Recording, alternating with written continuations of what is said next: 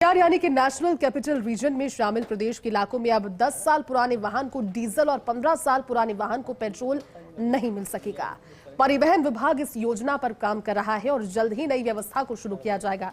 ये रिपोर्ट देखिए।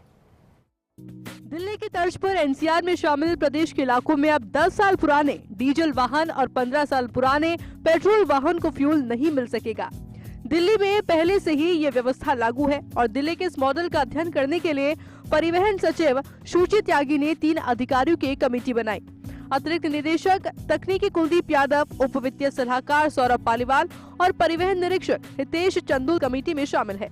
ये कमेटी दिल्ली जाकर अवधि पार वाहनों को पेट्रोल और डीजल की बिक्री रोकने के मॉडल का अध्ययन करेगी और इसके बाद परिवहन सचिव को रिपोर्ट देगी। इसके बाद प्रदेश में भी एनसीआर में शामिल जिलों में ये व्यवस्था शुरू की जाएगी। हालांकि ऐसे वाहनों का संचालन रोकने के लिए परिवहन विभाग पहले से ही ऐसे सभी वाहनों का पंजीयन निरस्त कर चुका है। 10 साल पुराने डीजल और 15 साल पुराने पेट्रोल वाहन से बढ़ रहा प्रदूषण, ऐसे वाहनों का संचालन रोकने के लिए परिवहन विभाग की कोशिश। ऐसे वाहनों को पेट्रोल डीजल नहीं देने का किया जा रहा फैसला। एनसीआर के सभी पेट्रोल पंप पर लगाए जाएंगे कैमरे और ये कैमरे परिवहन विभाग के वाहन सॉफ्टवेयर से होंगे कनेक्ट। अवधि पार वाहन आते ही पेट्रोल पंप पर इसकी जानकारी आएगी और ऐसे में अब वाहन को फ्यूल नहीं मिलेगा। दरअसल प्रदेश के एनसीआर इलाके में भरतपुर, अलवर, खेड़तल और डीग जिले में करीब 6000 वाहन 10 और 15 साल पुराने थे।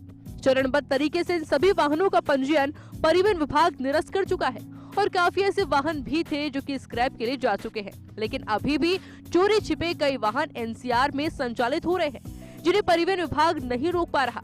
ऐसे में परिवहन विभाग अवधि पार वाहनों को फ्यूल की बिक्री रोकने का प्रयोग करने जा रहा है। राजस्थान के एनसीआर इलाके में 10 वर्ष पुराने डीजल और 15 वर्ष पुराने पेट्रोल वाहनों के संचालन को बिल्कुल जीरो करने के लिए परिवहन विभाग ने नई योजना तैयार की है।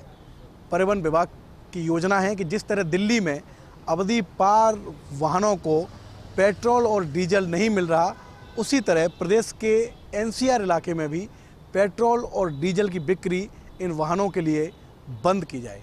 बहुत जल्द परिवहन विभाग की यह योजना लागू हो सकती है। कैमरामैन संजय के साथ Shivendra Pratap Singh Parmar, first India news, Jaipur.